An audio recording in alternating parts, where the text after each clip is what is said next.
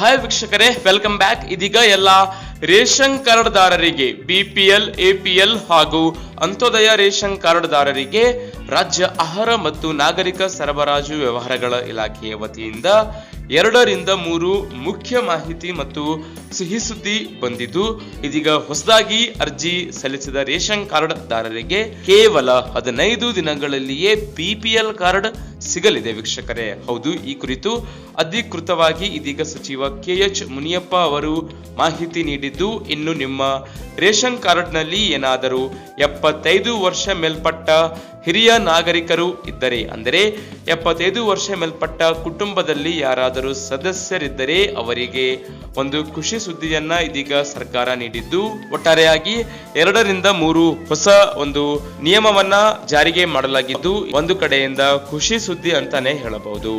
So ವಿಡಿಯೋವನ್ನ ಪೂರ್ತಿಯಾಗಿ ಕೊನೆ ತನಕ ನೀಡಿ ಹಾಗೂ ನಮ್ಮನ್ನ ಹೀಗೆ ಸಪೋರ್ಟ್ ಮಾಡುವ ಮೂಲಕ ನಮ್ಮ ಈ ಕನ್ನಡ ಆಲ್ರೌಂಡ್ ಚಾನಲ್ ಅನ್ನು ಸಬ್ಸ್ಕ್ರೈಬ್ ಮಾಡಿಕೊಂಡು ಪಕ್ಕದಲ್ಲಿ ಬರುವ ಬೆಲ್ ಐಕಾನ್ ಪ್ರೆಸ್ ಮಾಡಿಕೊಳ್ಳಿ.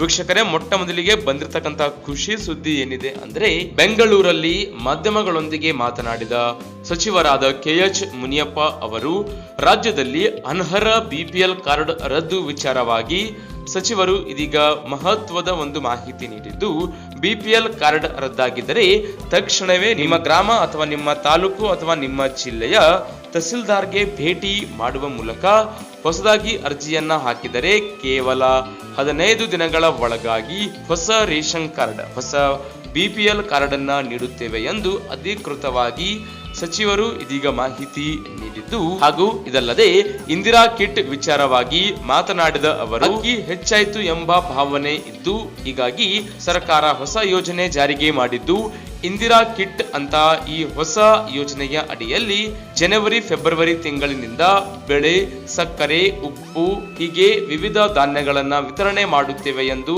ಮಾಹಿತಿ ತಿಳಿಸಿದ್ದಾರೆ. ಇದಲ್ಲದೆ ಎಲ್ಲ 75 ವರ್ಷ ಮೇಲ್ಪಟ್ಟ ಹಿರಿಯ ನಾಗರಿಕರಿಗೆ ಇದೀಗ ಖುಷಿ ಸುದ್ದಿಯನ್ನ ನೀಡಿದ್ದು, ಅನ್ನ ಸುವಿಧಾ ಯೋಜನೆಯ ಅಡಿಯಲ್ಲಿ ಎಲ್ಲ 75 ವರ್ಷ ಮೇಲ್ಪಟ್ಟ ಹಿರಿಯ ನಾಗರಿಕರ ಮನೆ ಬಾಗಿಲಿಗೆ ಪಡಿತರ ಆಹಾರ ಧಾನ್ಯವನ್ನ ವಿತರಣೆ ಮಾಡುವ ಒಂದು ಯೋಜನೆಯನ್ನ ಸರ್ಕಾರ ಜಾರಿಗೆ ಮಾಡಿದೆ.